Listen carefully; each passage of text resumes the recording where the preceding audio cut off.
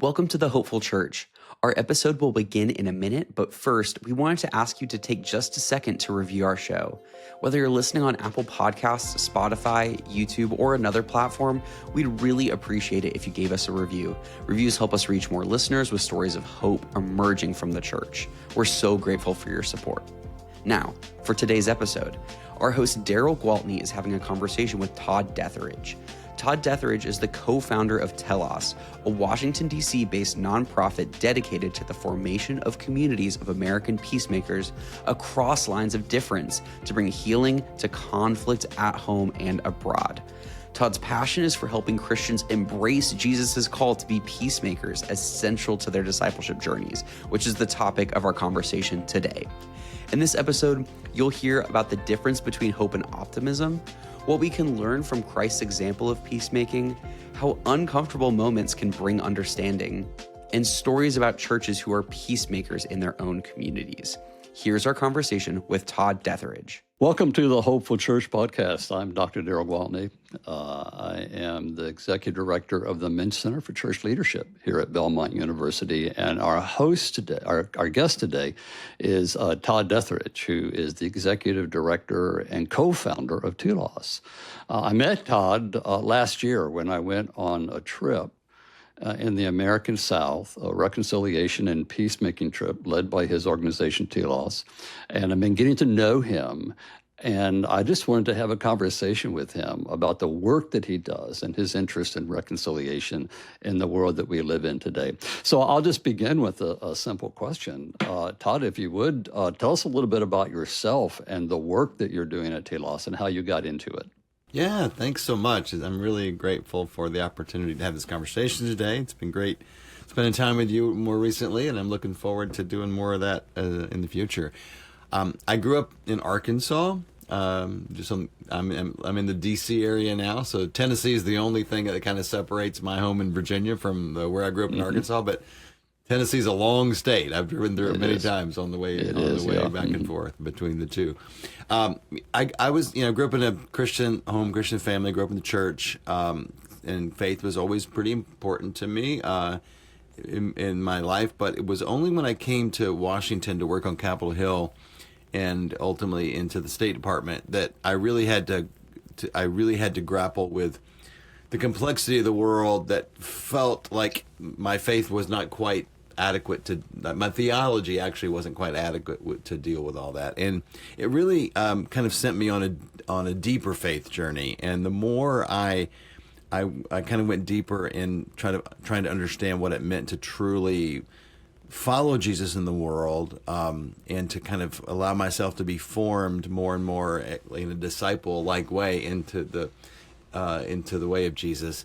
It actually created just a different way of kind of seeing and experiencing the complexity that I was struggling with, and that really led me ultimately to trying to take seriously a lot of the things Jesus said, but really what he was trying to say when he talked about loving your enemies and when he talked about blessed are the peacemakers and so many of those other kind of upside down things that he taught in the Sermon on the Mount and the Beatitudes in particular. And so that journey just kind of led me to a different place in my faith, but it really gave me, it made some claims on me that made me kind of think about how I live my life differently. So that's kind of the short version of it. But the more particular version is that I was working on the Hill for a Republican member of Congress and then a senator, and he cared very much about human rights in China, and not a lot of Republicans did it in that moment and the issues we were dealing with around that. And he began to work really closely with some very liberal Democrat senators on this who cared in the same way on this issue. They didn't agree on almost anything else, but on this they found a common agreement, and they could defend human rights and human dignity and together. And I really loved both doing that work of human rights and human dignity, and also doing it in a collaborative way with people that are different. So that really was kind of the first thing that started to trip switches for me about how to kind of live out my faith in the work I was doing in a way that was that felt like it was consistent with these things that I was kind of experiencing and learning. And then that took me into the human rights work at the State Department, which ultimately took me to the Middle East And ultimately, it took me to Israel and Palestine, and I began to see that reality and America's all the passions that we bring to that issue of Israel and Palestine, and all the resources that we apply to it, and the way in which our passions and our resources may be well intended, but they end up they work themselves out in ways that are very detrimental to people who live there, and very often very much the opposite of what it looks like to work for peace and justice in the land, and the flourishing of all the people, and human dignity respected for all people. So that ultimately is how I got into the work of co-founding Telos with Greg Khalil back in 2009, was out of those experiences in the Middle East and Israel and Palestine. So that's a lot, but there's a lot more to that story, but that's the briefest version I can do right now. Yeah, origin stories are always complex and interesting. Right. And how long ago did you found Telos? We started in January of 2009. Just as I was a political appointee in the Bush administration, and that's when the Bush administration ended, and this was the next thing I did. So just out of that, we launched in that January 2009. So now over, 17 years or so. 17 years later. You've developed a broad body of work. And you don't specifically work with just church groups, say mission trips or something like that. That's not really what you do. You work with, as I understand it, leaders, pastors. You're going to take a group of my pastors. In August, we're going to go to Northern Ireland and Ireland together, pastors that I work with. But you also work with, a year ago, I went on a trip to the American South with with other leaders, some who were pastors, some who were other kind of leaders. While you don't work specifically with, let's say, groups of people from the church, you work with a lot of Christians. How does the work of Telos complement the work of the church? Well, I believe that a central function of the church is to disciple a community of people into the way of Jesus, kind of simply put. And so we believe at Telos, and one of my real convictions as a Christian in wanting to start a work like this was this conviction that peacemaking is very central to Christian discipleship, but it's probably the most neglected aspect of Christian discipleship.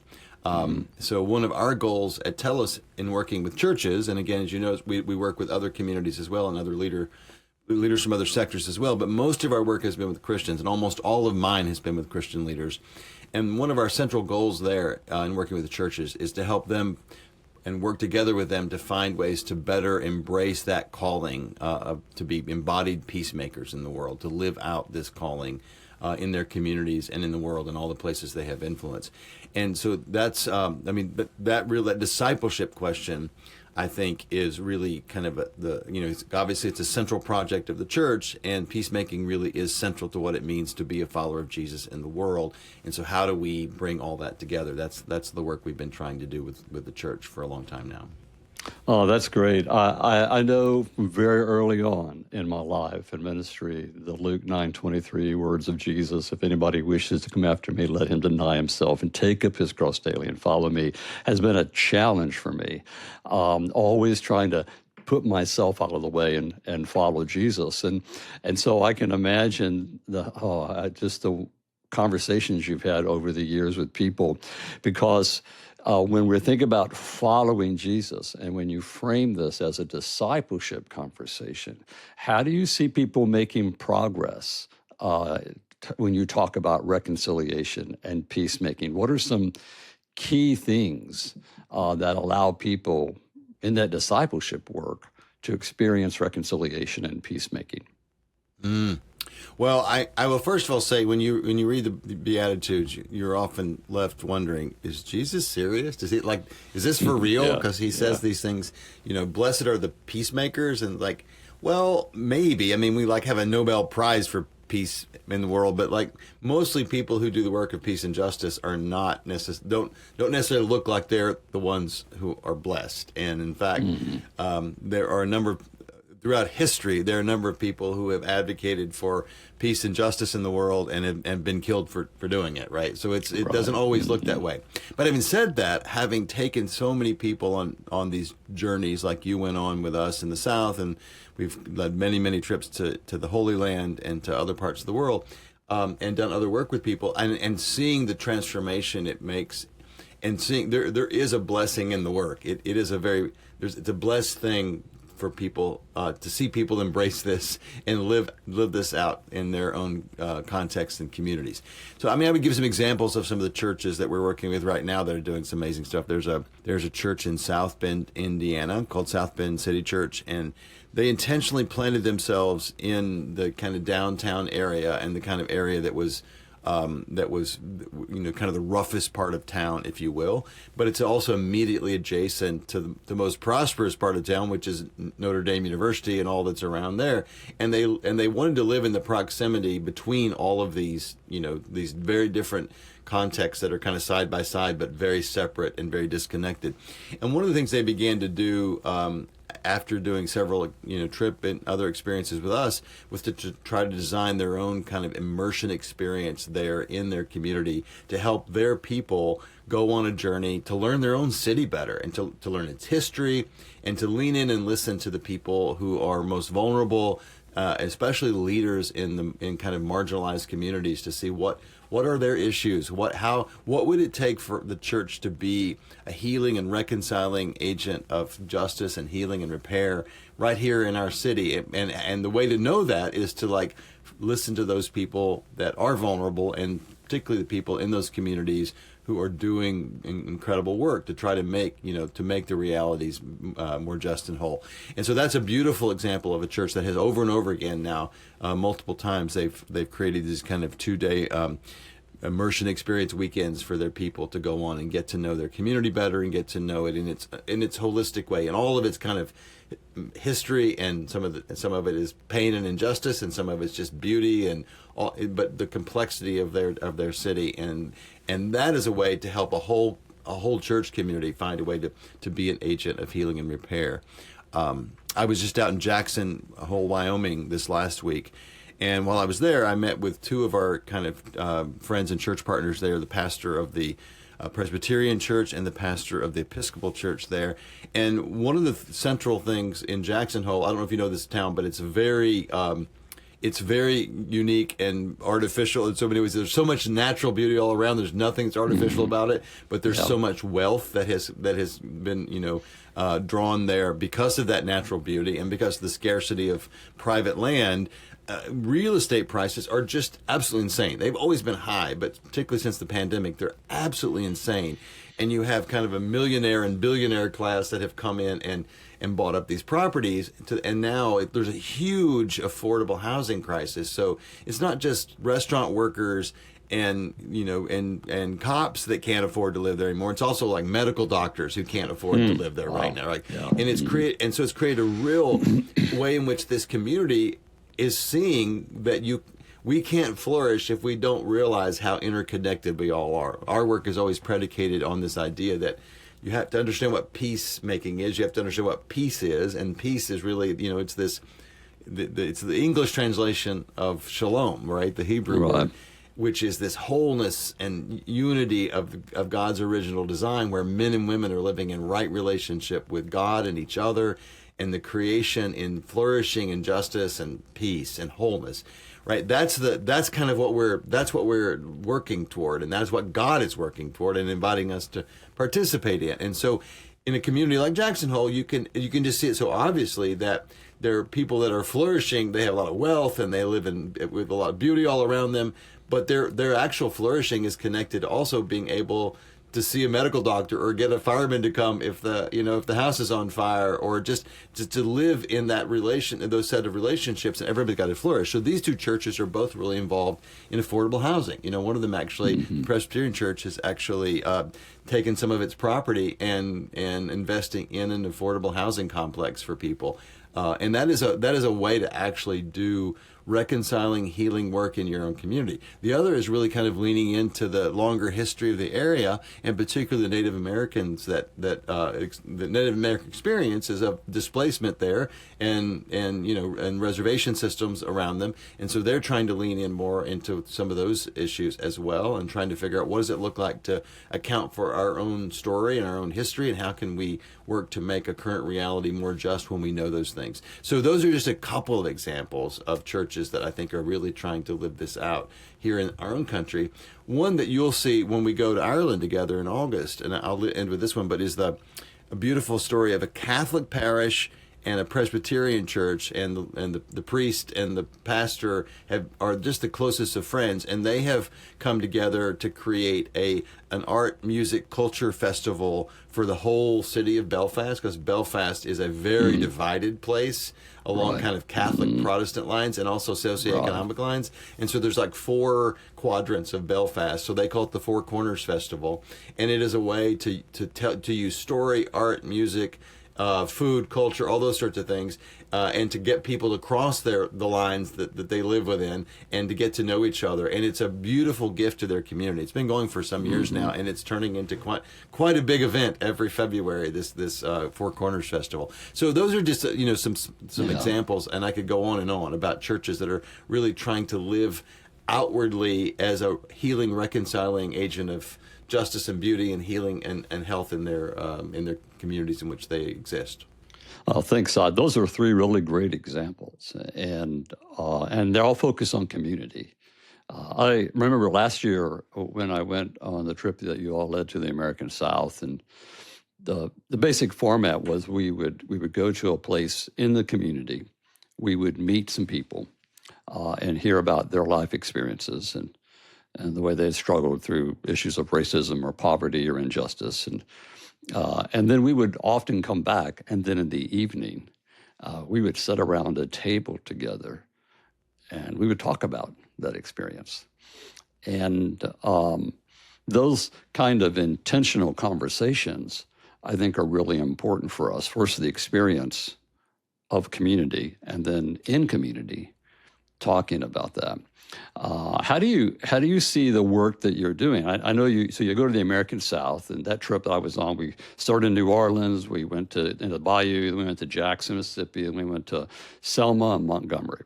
But I also know that I believe you have trips. You go to South Africa. You go to Palestine. The one that we're going on will be Belfast, Derry, and Dublin.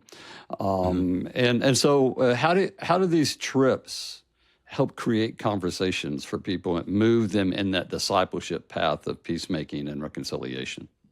I think one of the things that we kind of knew out of our own experience, and have certainly now had it affirmed both by doing it and by kind of even academic literature around this kind of thing, is that the way we deal with complexity in the world, we try to make a really simple story as quickly as possible. We try to reduce something down to make it, who are the good guys, who are the bad guys, what's up, what's down, who's right, who's wrong. We want to just kind of get it. We're busy people with full lives, and we don't want to deal with a lot of complexity. And the world's a complicated place, and historic conflicts and injustices that have long lives of long legacies can be very complicated. And so people need to know information, they need to know history, they need to know facts. But the reality is, if I have a view about something, if I've reduced this down, or I've just inherited a position on something, or if I believe something is true, and I strongly believe it's true, you're never going to argue me into a new position just by giving me facts and information. Right. That happens occasionally, but it's pretty rare. But I can change. I can change when my heart changes, and when my heart changes, it opens me up to see something differently, and to be willing to listen to new information and new facts, and that I actually didn't, that I would have dismissed before, perhaps. So I think one of the things that we've done most effectively at Telos is create space for people to have transformational moments. So I think that is kind of the thing we do best is create space, because we want to get people somewhere where they're like they don't know what's going on a little bit, or they're a little uncomfortable. They feel like, maybe they're a little out of their element, or it's a little, something they can't command the situation. They don't know everything. And they're often proximate to injustice and vulnerability and amazing people living with difficult circumstances, but also doing it in ways that are quite profound and that have out of those circumstances have become more human and wiser people in so many ways. And so that, I think, is the kind of magic or the secret sauce of our trip experiences, is that we get people proximate and close to vulnerability and close to injustice, and also let them have experiences and hear stories and have allow their hearts to be opened up a little bit. And Jesus talked a lot about, if you have eyes to see and ears to hear, and a lot of times the people listening to him didn't have those things, and that's why he was saying that. But the way to sort of the best way to have eyes to see is to get yourself into a place where your heart can be opened up, and that's what I think we do with our trips. Thanks for sharing that. As you were talking, my mind was rushing back to the trip I took last summer. And I grew up Baptist in Missouri. And one of the things my mama taught me is you don't dance. No dancing. That's not right. And so they're in the park in New Orleans, and then they're in that restaurant in Selma. When they got this Baptist preacher up dancing and drumming, I cannot express to you how uncomfortable I was, how awkward I felt. However, it was a transformative experience for me. It was fun. I saw a little video of it, and it was like, that's something I don't need to see again. But it helped me to feel things that I was trying to feel. And so I'm just curious if we're going to dance and we go to Ireland, in Northern Ireland. That's what I want to know. I don't know if that's going to happen. Well, there's definitely music there. So I think the dancing is a little, maybe a little more optional, but it's an opportunity that will be there for us. There'll be other ways we can also become uncomfortable together there. Sure.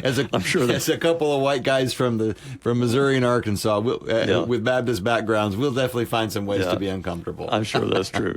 Okay, as our time's coming to an end, I have a couple more questions to ask you. A lot of the work that I do, Todd, as you know, is with pastors and church leaders as the Executive Director of the Men's Center for Church Leadership. And this trip that we're taking in August, I have a group of pastors from Nashville that I'm taking over. And then last summer, I was mostly with church leaders. And so I'm wondering about, like, when we think particularly about pastors who are tasked with the responsibility of leading their congregations in peacemaking and reconciliation and discipleship. I mean, essentially, leading their congregations to be disciples. How does a trip like this and the intentional conversations that come out of that maybe equip them in some ways to lead their congregation in those discipleship journeys? Well, they'll obviously be learning from some amazing people. And what I have kind of determined over time, because I've met some of the most profound, amazing, and most human people, like people who've kind of lived into their full God-designed humanity in ways that are remarkable in places like Palestine or Israel or Northern Ireland or Selma, Alabama, places like that.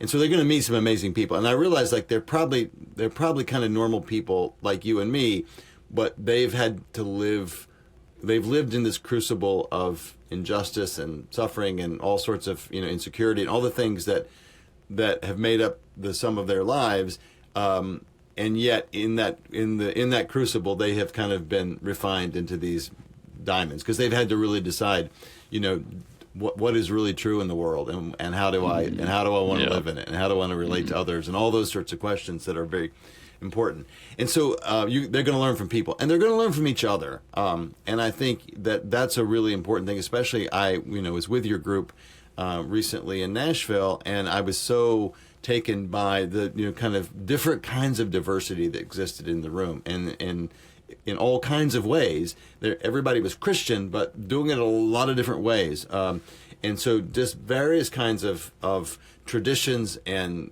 different theological interpretations about things, and life experiences and context, and it was all kind of present there. And those folks going on a trip together is a beautiful thing. And so I think the fundamentalist urge within us always wants to create sameness and certainty. And I think but what really where growth really takes place is when we abandon kind of the need for sameness and certainty, and when we appreciate that none of us has it all figured out, and there's so much we can learn, and there's nothing threatening about that. We don't have to feel threatened that what we believe, what our convictions are somehow going to be undermined by listening to and being in relationship from someone who sees things differently or has had a different life experience or whatever. And so I think that the power of getting those folks together has the potential for everyone to kind of be shaped and go on a wider journey. There's a line that Pope Leo has in this new encyclical that he wrote, and I may not quote it perfectly right now, but he says in there something that the truth is not territory to be defended, but it's love to be shared, something like that. And I think that's what you can see when you get people, all trying to follow God and all like really serious about what it means to be a Christian in the world, but you get them together, and in the different ways that they've worked that out, the possibility of kind of growing together, learning together, and being, further shaped together, when it's kind of in this kind of spirit of generosity of like, we're not trying to hold on to, truth is not territory to be defended, but it's something to be shared. And we're sharing that with each other as we go. I think there's just an opportunity for a really moving experience for people that can have long lasting effect beyond the trip experience itself. Todd, I've been to Belfast and Derry and Dublin now twice, and part of the reason I wanted to do this trip was each time I met people like that who challenged me, and in the frame of our conversation is discipleship, who have challenged me to be more like Jesus. And I'm excited about the opportunity we're going to have in August to go again and to journey with you. And I appreciate your sharing about your work and the importance of community and discipleship, and being in conversations where we allow ourselves to be vulnerable and learn from other people.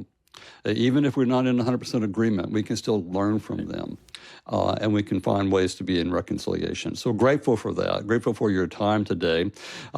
We do this work because I believe in the hope of the gospel, and I believe that the church is tasked with the proclamation of the gospel and discipling other folks. And Paul tells us in 1 Corinthians that without the resurrection, why are we doing what we're doing? So I always like to ask this question at the end, and I'll ask it of you now. Todd, what is a hopeful church to you? I love that question. We'll start with hope for just 1 second, because people confuse hope and optimism, and they're not the same thing. So optimism, like pessimism, is a cheap emotion, and hope is something way different, more resilient. But it's also a verb, if you will, because hope is what you do. And I learned this from a Palestinian theologian named Mitri Rahab, who has taught this for many years. But it's like we live and act in hopeful ways, and in doing that, we open up the possibility for the kingdom of God to break in. And so when we live out our hope, we have an eschatological hope that God we love and serve is making things right. And we can when we live into that and we embrace it. So I can fall into despair. The world is a really messed up place, and we deal with a lot of pain and injustice, on a daily basis in our work, in terms of the relationships we have and the things people are going through and the experiences we give people and the things we know about. So I can fall into despair, but I can't stay there, because I have a hope, and I can live into that hope. And as we live into it, the kingdom of God can break in.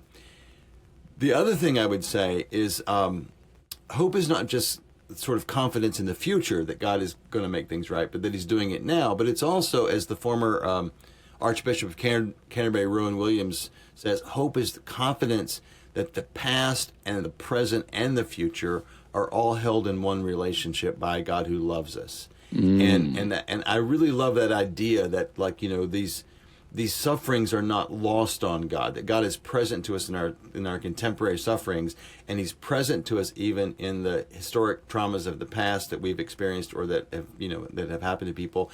And he's also the God of the future, making things right. But he holds all those things in relationship. And so that definition of hope, it's this. That's a beautiful way to think about it too. So a hopeful church is one that kind of understands what hope really is, and then lives out that hope for the sake of their neighbors around them on just an ongoing basis. It's continually living counterculturally, living differently, with this idea that God wants to make things right, is making things right, and the kingdom of God breaks in even here and now, not just in some future way, but it breaks in now and brings actual transformation into our hearts and into our communities all the time.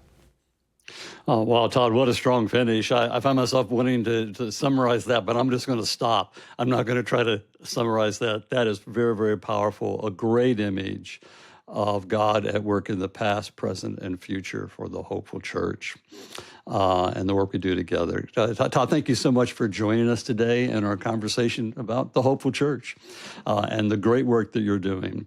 We look forward to doing more work with you in the future, and thank you for your time today. Thanks, Darrell. It's been great. Okay, all right. Thank you, Todd. Take care now. Bye-bye. God bless. Thanks for listening to this episode of the Hopeful Church podcast. This episode was hosted by Darrell Gwaltney and edited and produced by Brandon Billings. Our theme music was also created by Brandon Billings. Don't forget to subscribe, review, and rate us 5 stars on Apple Podcasts, Spotify, or wherever you get your podcasts. To learn more about the Mensch Center for Church Leadership, go to moenchcenter.com. And to learn more about Belmont University, go to belmont.edu.